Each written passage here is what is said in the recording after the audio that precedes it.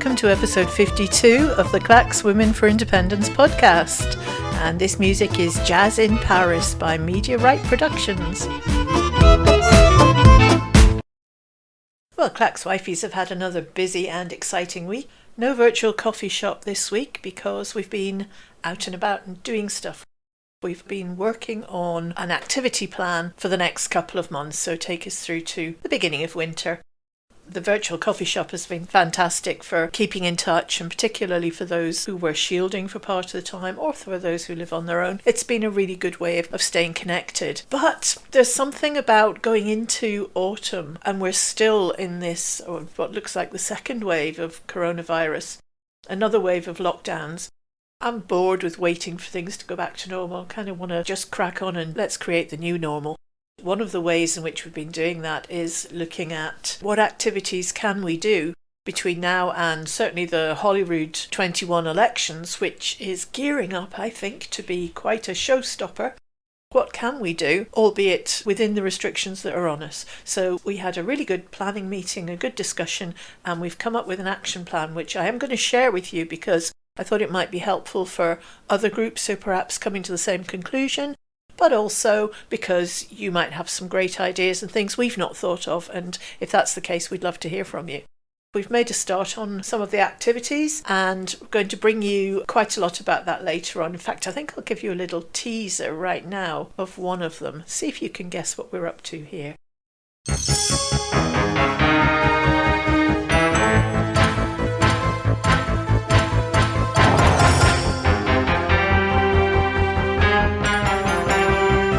Right, how does this work? I presume you just have to open these up and close them back down. And then you're supposed to hold it.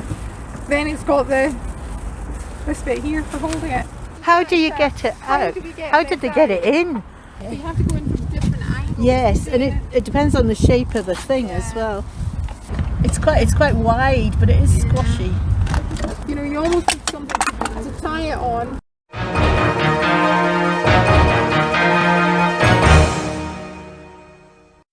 Well, did you guess? We'll find out later on if you were right or not. Now, talking of guessing, this week was the legislative consent motion at Holyrood for the Internal Market Bill. And yet again, fabulous speech from Mike Russell. And as you know, he is my favourite. But this time, the Tories had a wild guess as to which killer fact they could come up with that would blow the entire argument out of the water. Well, they chose their killer fact. They all used it.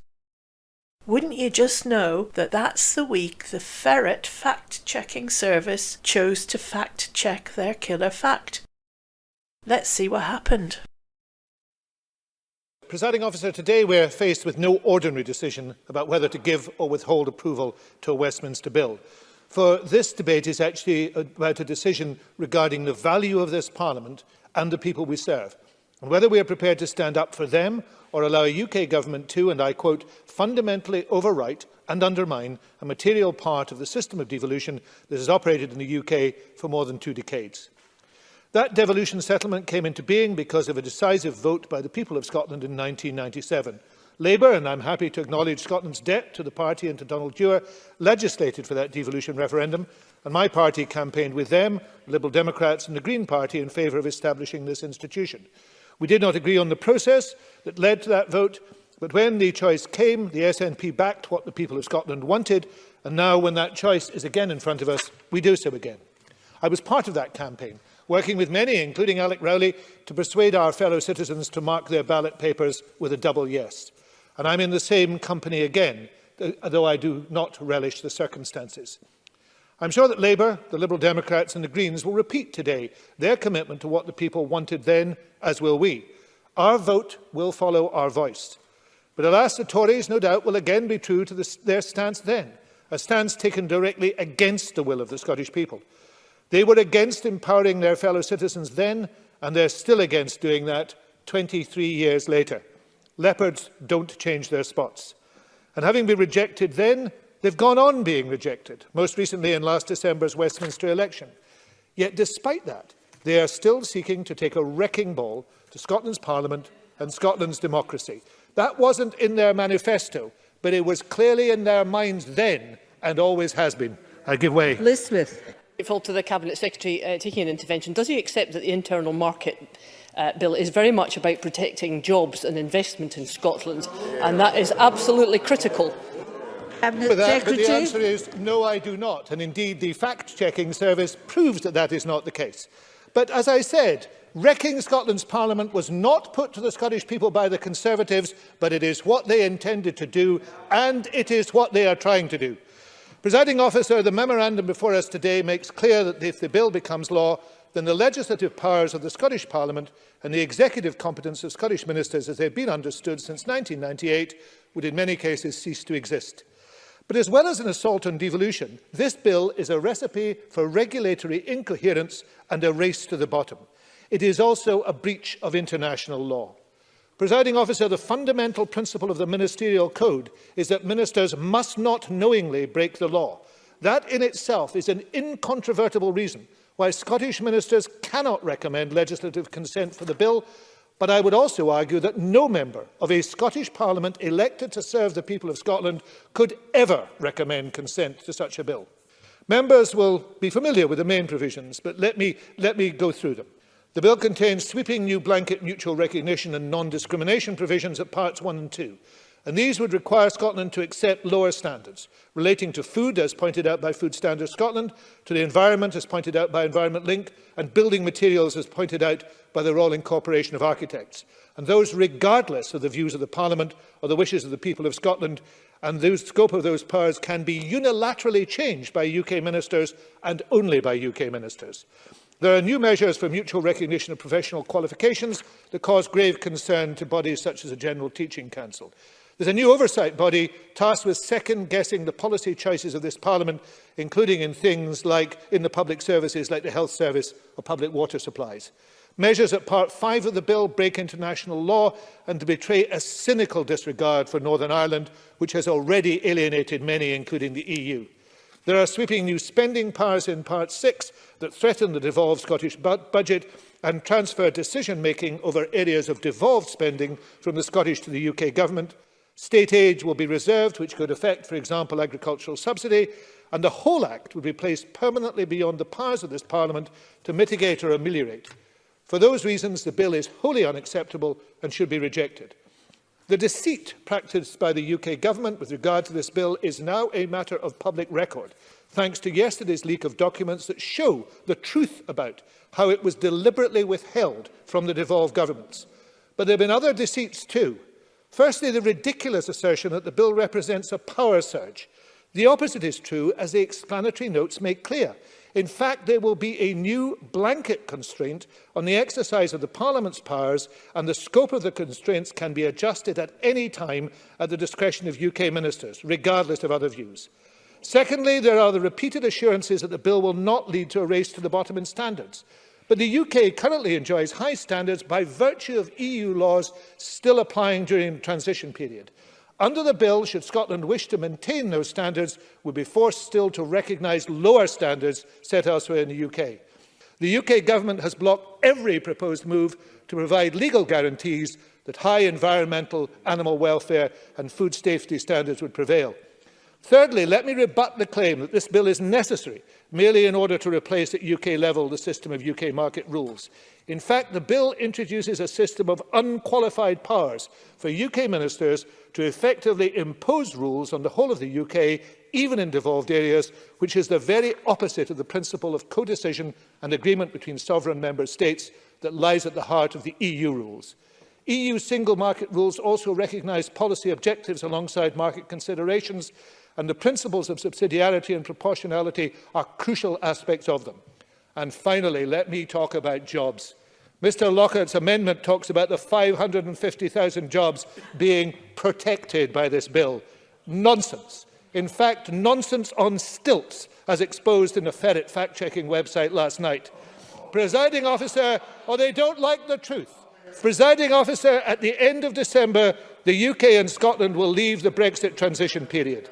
The transition is ending because of the astonishing and reckless decision of Boris Johnson to refuse an extension that was on offer, despite the fact of a global pandemic and a deep economic recession. Yet, even at this late stage, the possibility of leaving in the worst possible way with no deal remains. And even if there is a deal, it will be a low deal, vastly inferior to what we experience now and hugely disadvantageous to business and disruptive to everyday life. So, Presiding Officer, the real jobs threat comes not from the devolved administrations, but from the Brexiteer ultras who have captured the Conservative Party, and those in this chamber who have meekly accepted their writ, no doubt because it saves their own jobs. The way to avoid all this damage is not only clear but to hand.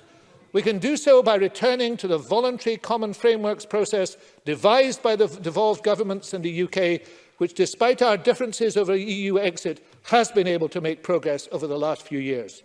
Frameworks are based on principles of equal negotiation and agreement. If there are any missing areas, as claimed by Michael Gove very late in the day, we commit ourselves to closing those gaps. We're also willing to act as if all the frameworks were already in force whilst they are being finalised. And I think the same commitment is being made in Wales. So if the UK does that, we could move on from this present impasse and the deepening crisis. Presiding Officer, this bill is not only unacceptable to the devolved governments, it is also unacceptable to a wide range of organisations and individuals across Scottish society who are deeply worried. Now, of course, there are differing views of Scotland's ultimate constitutional destination across this chamber. But regardless of those views, we can come together today. We can say on behalf of the people of Scotland that we do not consent to this bill. We can stand up against this Tory power grab and urge the UK government to change course. And therefore, Presiding Officer, I move that the Parliament agrees not to consent to the United Kingdom Internal Market Bill, as it reduces and constrains the competence of this Scottish Parliament and breaches international law.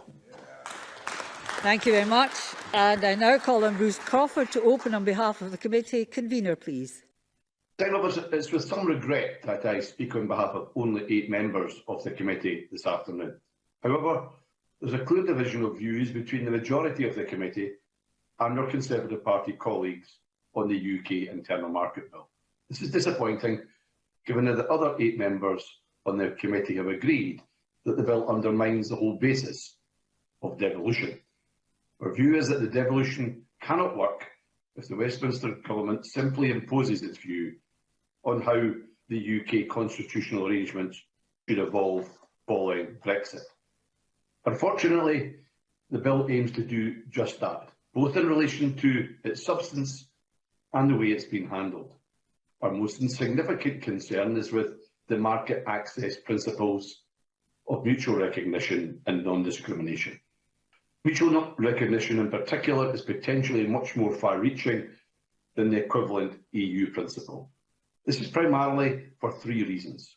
First, the list of exclusions on public interest grounds from the application of the principle are much narrower. And second, UK ministers have the power to amend that list without any requirement to seek consent or consult with the devolved governments. Third, the asymmetrical structure of the UK internal market.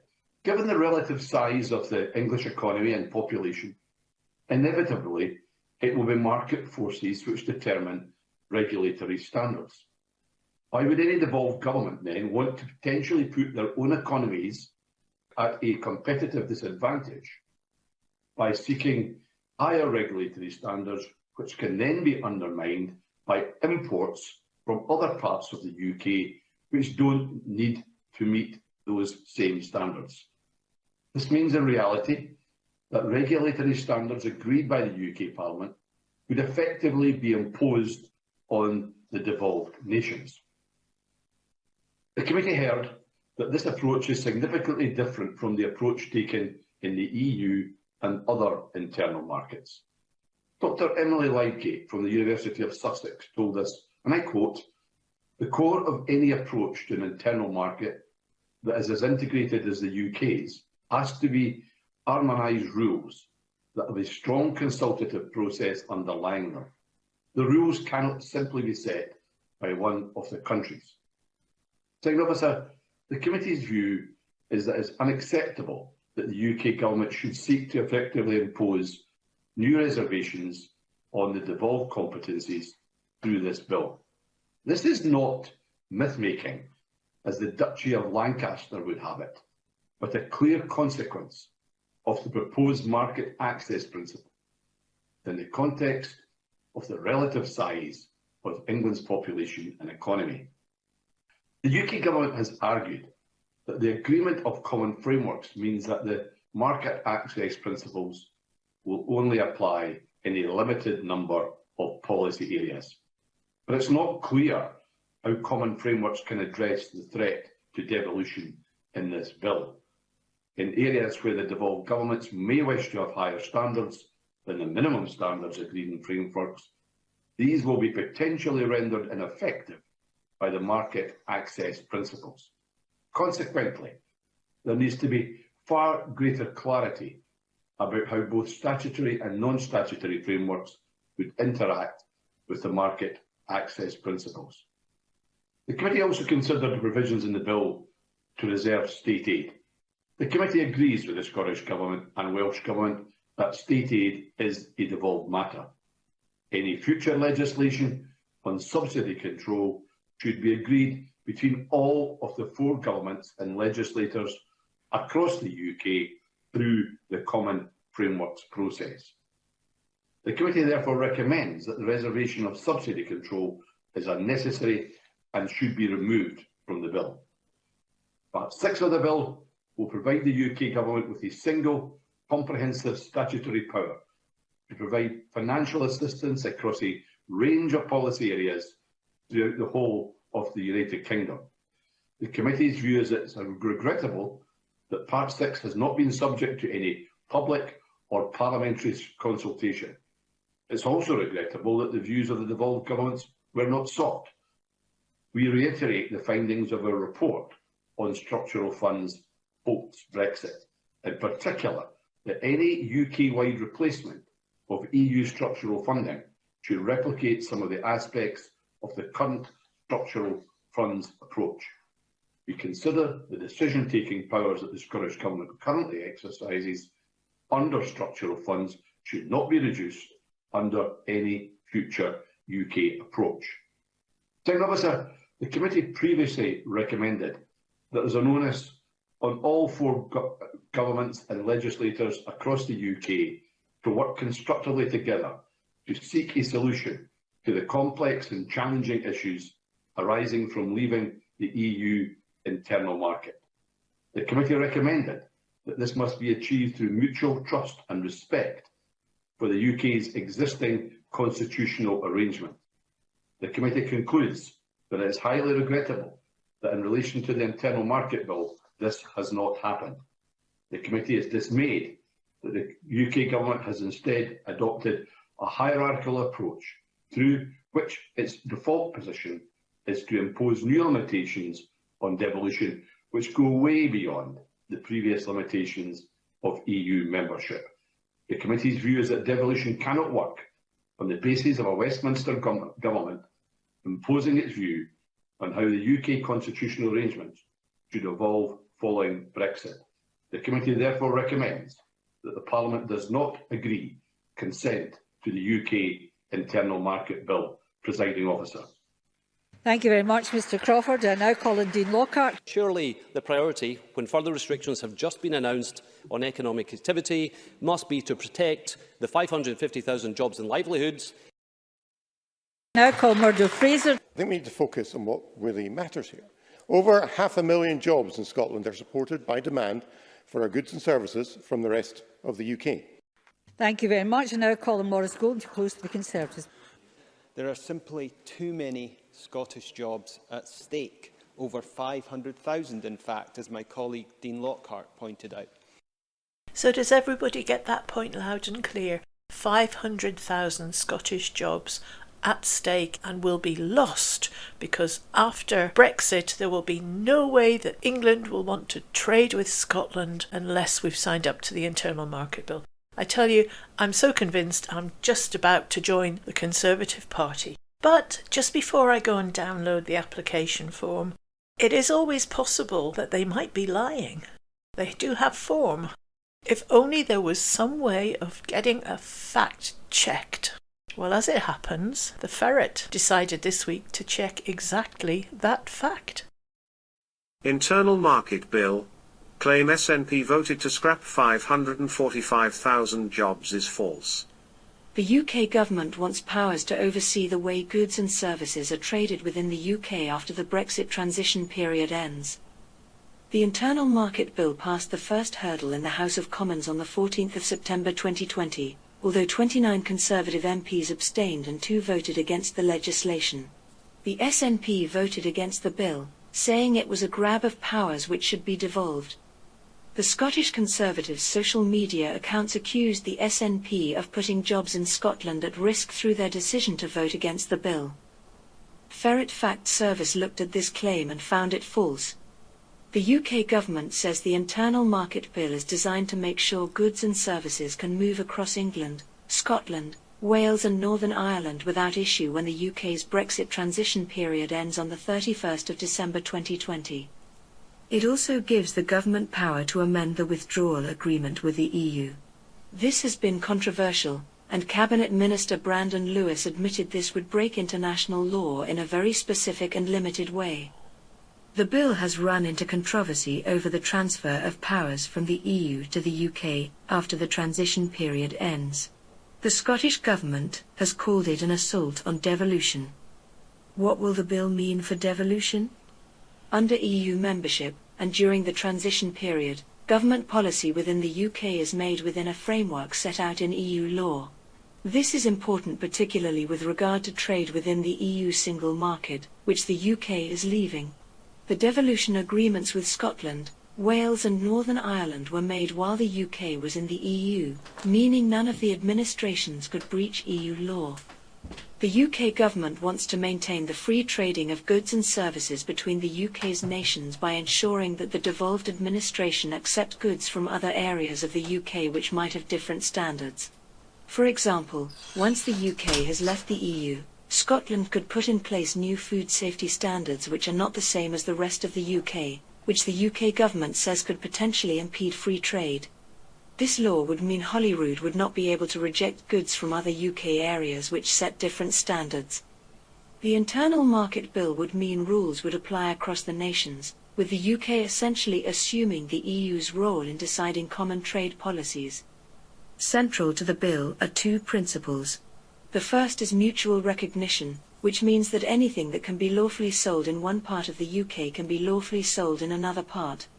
The second is non-discrimination, meaning it would be unlawful for any of the governments to introduce rules or regulations that would favour goods or services produced in one part of the UK over another. The UK nations had previously agreed to work together to establish post-Brexit common frameworks in important areas which will no longer be covered by EU law. However, final frameworks have not been agreed yet. The new bill would put in place a centralised cross-cutting approach instead of agreed common approaches. The Scottish Government has refused to take part in this process, arguing that the approach could force one part of the UK to accept lower standards, while saying it will undermine devolution. What did the SNP votes mean? The Scottish Conservatives claimed on social media that the SNP had voted to scrap 545,000 Scottish jobs.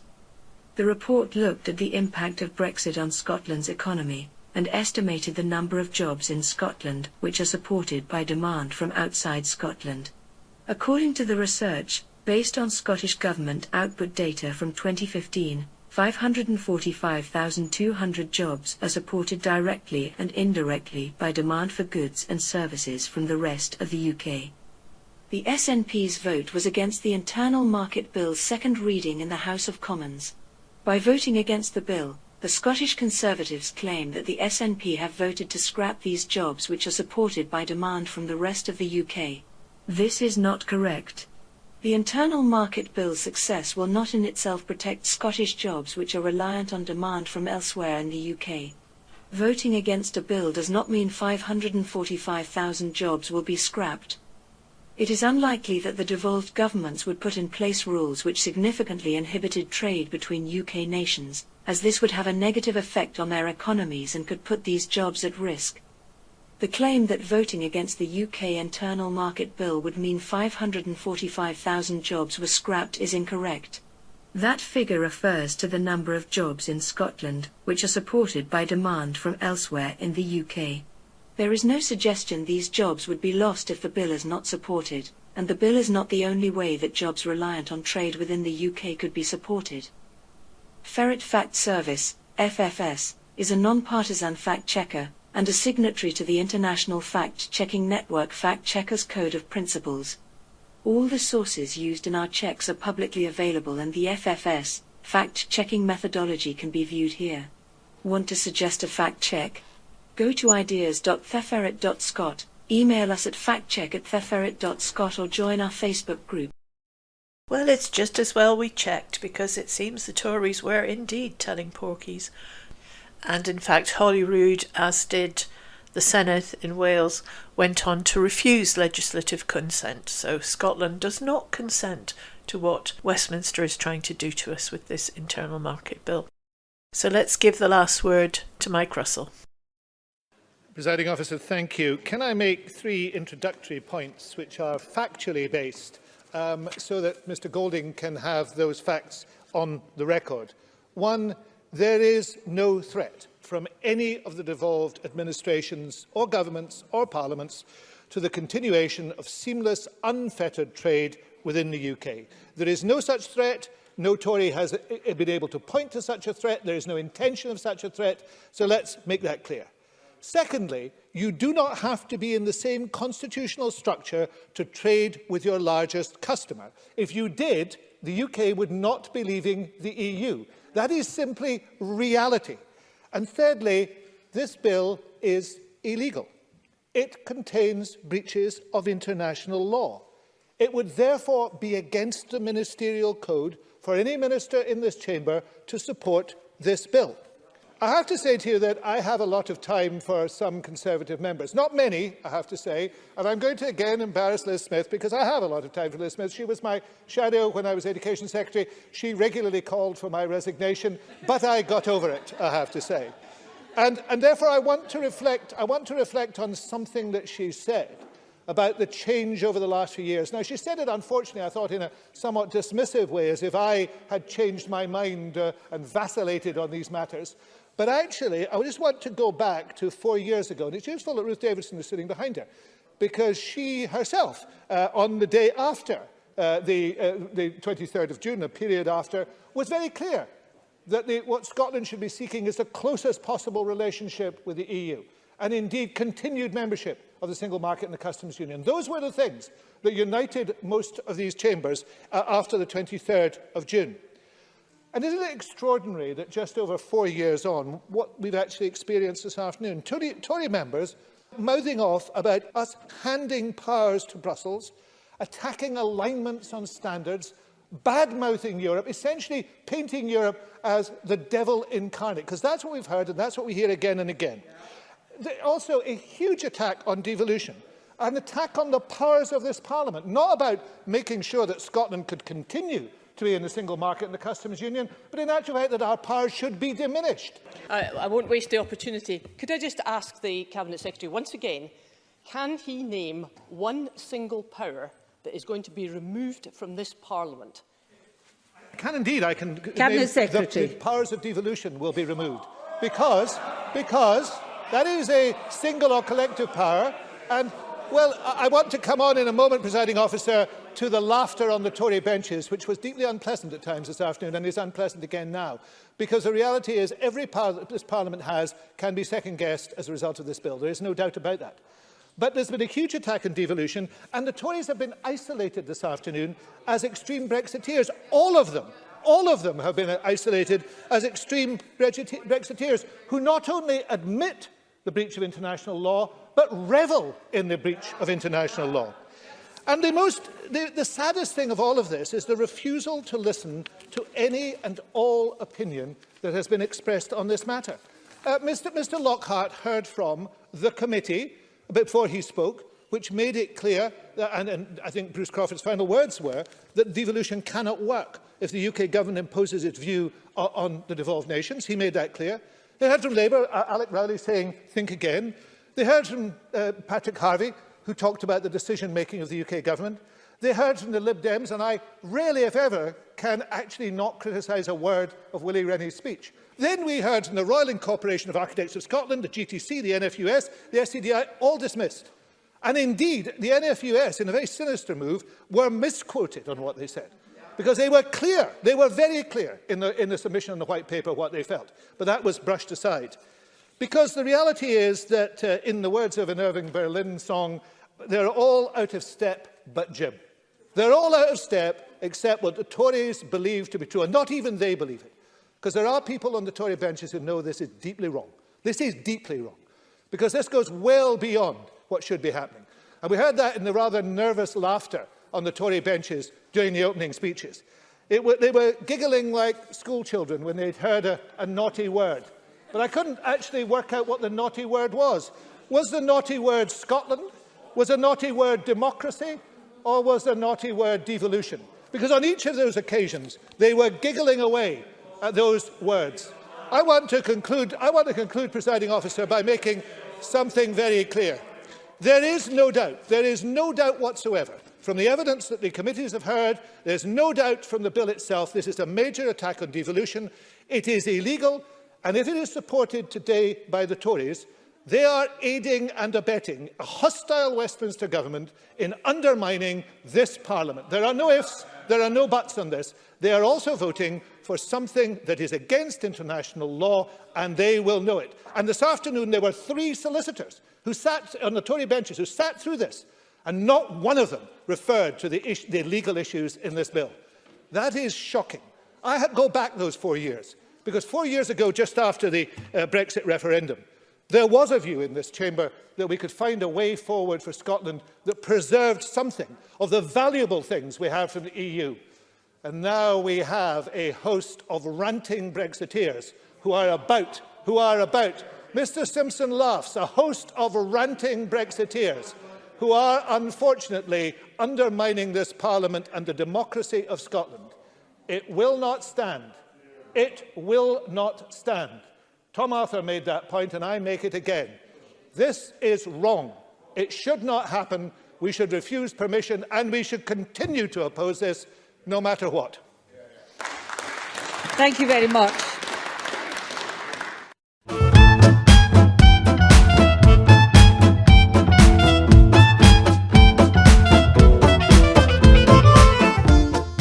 So from the cutting-edge debate at Holyrood down to Clacks WFI action planning. Now, as I said in the introduction, we're sharing this in the hopes that it might be of interest or assistance to others, but also that you might, in return, want to share some ideas that you have, which we'd delighted to hear. So our action plan for the next couple of months starts with 3 guiding principles: visible, positive, and safe. Visible because we think it's really important that support for independence is visible. According to the polls, it's the majority view, but you wouldn't know it from just wandering around in your daily life. We thought the more visible we can be, the more it becomes the case independence is normal. Positive, activities which will either benefit our community or cheer up the community in some way. We want independence to be seen in a positive light, but also, even if they don't agree with your politics, it's very hard for people to criticise you doing something that is of benefit to them and their community. And safe, obviously we want to observe the COVID distancing requirements and also any activities that we do outside are weather dependent. Now within those constraints, we found there were certain activities that fitted the bill really nicely. The first of those is Bridges for Indy. You'll know we've done a couple in the last month. We're going to aim to do one of those at least every month, weather permitting.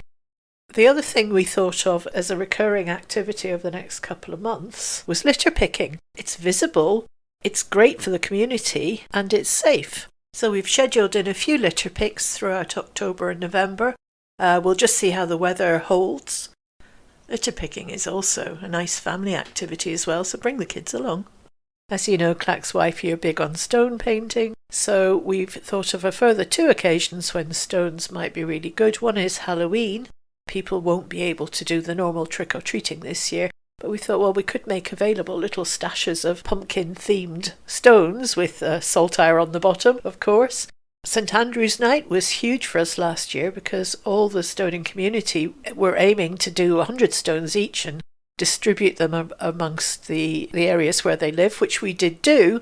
On reflection, whether that had as much impact as, say, piling them up, we're not sure. So we thought this year we would have a think about doing some kind of cairn of stones, and then people can either add to it or they could take them away as souvenirs or whatever. So that's a bit of frantic stone painting activity coming up for us between now and Halloween and St Andrew's night. Another activity we're looking at is the kind of guerrilla display, pop-up banner, that kind of thing, where you appear in a visible place around town, display a banner for a couple of hours even, a couple of flags, and then melt off into the night again. We've been looking at the National Banner Library, and if anybody is interested in knowing more about that, it's a fantastic idea. If you look on Grassroots Oban's website, you get all the details there. You can join as a member. You get 5 banners, but also then the ability to share your banners with other groups. And then the final thing we came up with was a little bit of fun for Christmas, getting in the Christmas spirit, although goodness knows what Christmas is going to be like this year.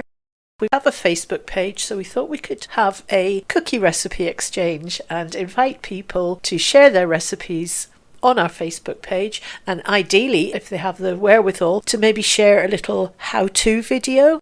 It would be lovely if those cookies were also Independence branded or had saltires on them or messaging, because that way we could be sharing recipes and ideas and tips. It's another way of being visible, getting the message out. Sounds like fun.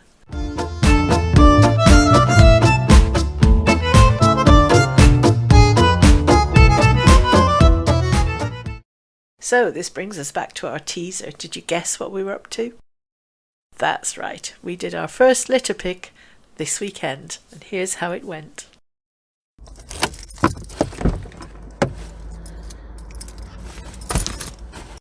It's Saturday morning. We are not on a bridge today. We instead are out in groups doing some litter picking. So this is a little bit about community empowerment and taking responsibility for our own communities and not waiting for the government to do it all for us. But also it's something we can do in the fresh air. It's quite a nice day, lovely autumn colours. And we can work in pairs, so we're not breaching any 2 household guidelines.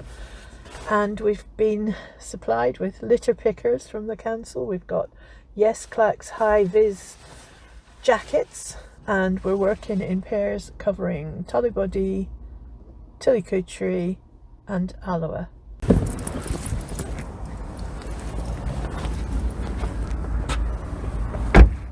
Right, we're just down at the station at Alloa, and my goodness, the station car park is totally empty. People obviously not travelling, as they've been told not to. Impressive. This. Right, how does this work? I presume you just open these up, put the bag on, and close them back down. Clever. And then you're supposed to hold it. Then it's got this bit here for holding it. So. And this being Alloa, the very first people we saw in an otherwise completely empty train station car park was another couple of folks from Yes Clacks. What are the odds? Hello. Hiya. Have you come to help? We're going to get all the We're going to get all the litter out the bottom of the man there. Oh yeah. Because it's such a recognisable landmark as well. That makes a good photo for the papers and things. Okay. See the Yes Clacks? I'll stand like this so you can see the Yes. Glad to see them being worn. Oh, they'll still come in useful checks. We've got a few different things we use them. I'm doing a lot of environmental clear-up stuff through my work, and I think you should register what you're doing with Keep Scotland Beautiful onto their website. They might be a wee bit touchy about the fact that we're women for independence. But you're a community group engaging with the community empowerment. Positively. Thank you. Well, we can have a look at the website. Have a look at it. And somebody shared a round table or Rotary 1320. Oh yes, that's ones that's doing the big walk for freedom. But they're also doing 1320, the round table. They're also doing a thing about, have you done any art? Being creative, share your art with us. So I've sent them a message, the slates and stuff so far, and thought, because they're obviously looking to collate stuff. 1320, Treaty of Northampton. No? It was Was that not the declaration? No, declaration of Arbroath. 1320. Okay. But I'm sure Northampton did something important as well. That was where eventually England acknowledged Scotland's sovereignty. Oh, well, probably So, about the same time then. Must have been round about then. Yeah. They did a 5-hour digital rally that we chopped up and put on the radio. Yeah. And we're going to do the iconic statue outside of Alloa train station, and the reason we picked that, apart from the fact everybody recognises it and knows where it is that it's the first thing you see when you get off the train. And if your immediate impression of Alloa is look at that big statue that they're using as a bin, then that's our plan. It also makes us very visible because it's right in the middle of town, isn't it? Yeah. You can't really get more central than this. How do you get it out? How did they get it in? See, some stuff, like, Some of it will squish. Oh. this actually feels like it's got fluids in it. Ugh. But it's not, you're not going to... The holes at the bottom are quite small. Do you want me to try and push it up? Oh no, so if I go like that, I think there's a biggish hole at the back there. If you get it up a wee bit further. Oh, no, we don't know if somebody's actually peed in this. Well, do you know, let's assume that they have rather than... I was looking at this one here. Oh look, here's a big hole, here's a big hole. Ah. Yeah, we could be hours at this. We could, couldn't we? But, you know, you almost need something to tie it on. Yeah, it's just a combination of pulling and pushing. And Yeah. Right, we are trying a live stream here. Well done, Lynn.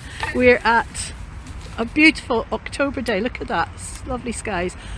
We are outside Alloa station, and there's this lovely statue just as you get off the train, and for some reason people use his legs as a rubbish tip.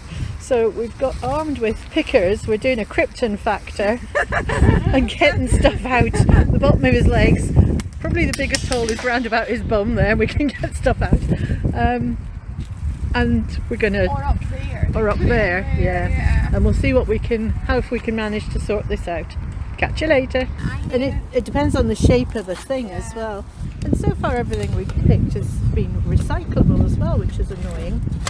Right, I've got the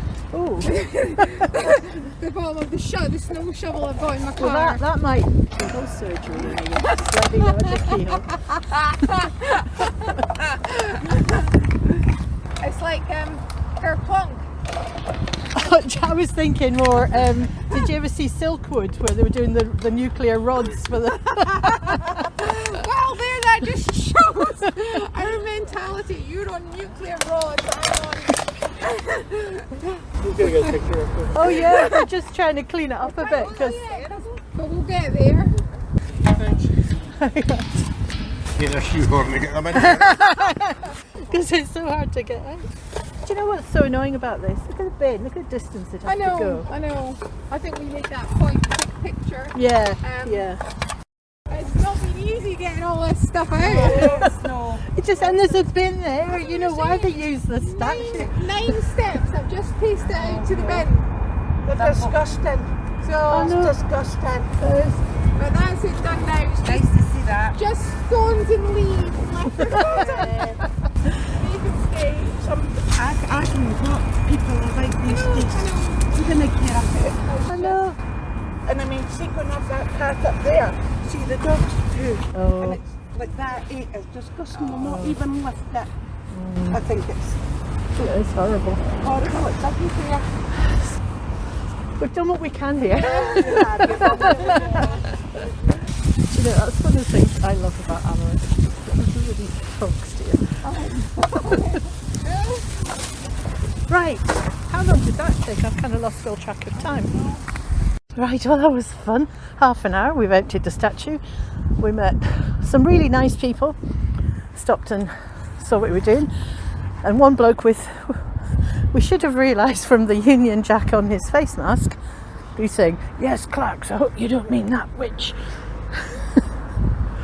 Well, given as we were standing wearing "Yes, Clacks" jerkins in front of a car emblazoned with yes signs, and Lynn has got her saltire earrings in, and I'm wearing a Yes Bikers face mask, but that guy gave the impression that 300 years ago he would have been burning us happily just for the temerity of having opinions. Yeah, there's still some throwbacks around, but luckily he was outnumbered about 10 to 1 by nice people who appreciated what we were doing. Now, as it happened, we just ignored him at that point and got back in our cars and headed off to the next spot. But you always think of the perfect response afterwards.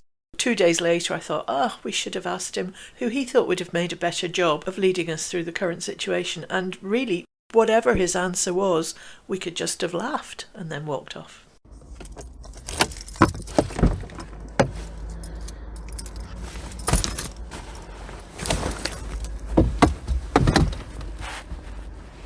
Right, so where are we? This is that Lawrence Hill? That's Lawrence Hill Academy. Right. And this is the public footpath that takes you up over Gubber Hill between Alala and Socky.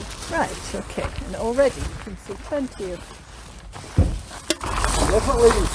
Keep trying. Thank you.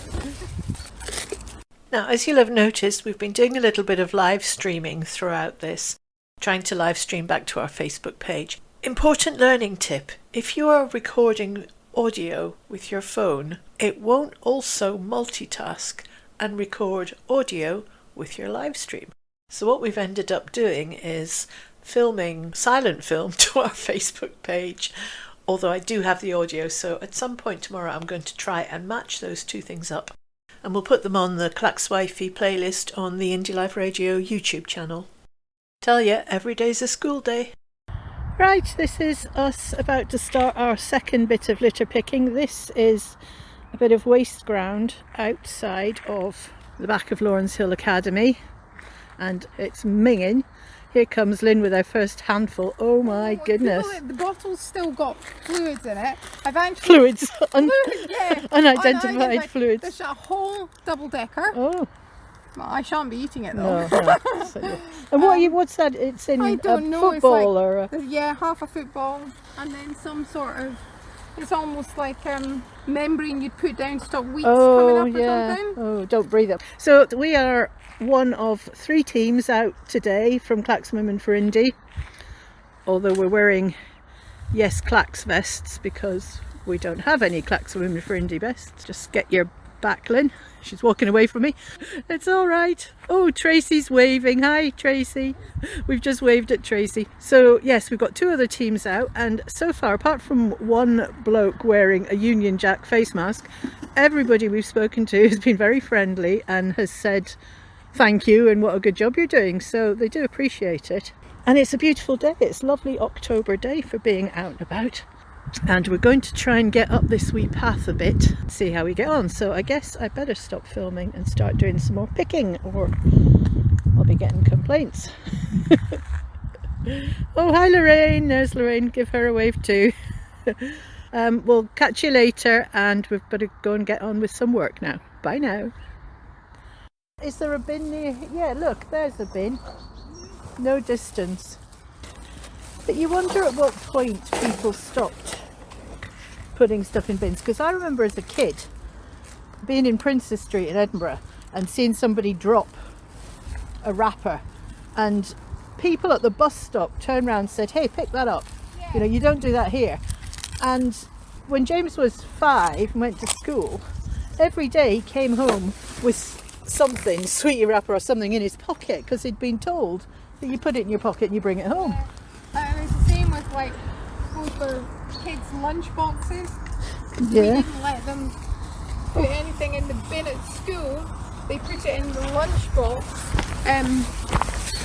so their parents could see what they'd actually eaten out of their lunch. That's a good idea. Because invariably you would get kids that would swap things or not eat things. Well, that's made a difference already, just getting the... I mean, yeah, the big, you can get the big bits, the plastic bottles and stuff. But this kind of thing, if it's kids coming down from lunch hour, or on the way home, getting them to come out and clear it up is probably the best message. Well, that's what I remember years ago saying to one of the technical staff, you know, and they do litter picks in school. But I'm thinking, you make a whole thing of it. Why don't you go, you know, start from scratch, start from. How do you make a litter picker? You make litter pickers? Yes. And go out and use them and test them and see, and then have a challenge to see who can get, you know, the most or whatever. And you can make it a school subject tie and say, well, what percentage of it is recyclable and not, and weigh the can, weigh the bags, and what's the most popular sweet wrapper you've found. There's no end of things. It's a bit like cleaning the house though, isn't it? You notice it when it's dirty, but when it's clean you don't notice that it's not dirty. But this is where they park, presumably, so yeah, that's recycling. I mean, maybe if they park here and they've got cans or stuff, they'll maybe think twice about dropping them if there's nothing. Well, maybe not, but you know. No. All you can do is what you can do. And what's that? That's somebody's rubbish bag. Yeah. What would you do if you found an arm sticking out or something? There might be a wee squeal comes out. That's just somebody's put a bag of their rubbish in there. Big job there. When you walk along, why don't we get the school kids? I think the school kids do it sometimes. Do they? And to be fair, it's not just the school kids. There was a lot by those where cars are parked, you know, and things just chuck it out. But the thing is, the bin's just there. I know. You know that's. You get along that road as well, the going up On the road by the Sophie round. Oh yeah. And when we go for a walk, the verges are just full of rubbish.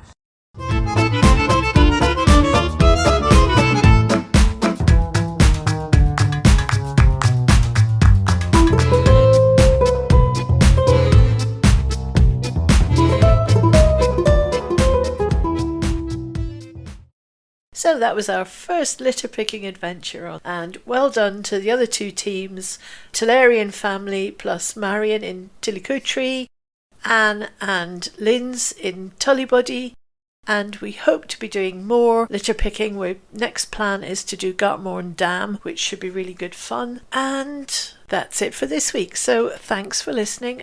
We'll content ourselves with sunshine in Clackmannanshire while we play us out with Jazz in Paris. See you next time. Bye now.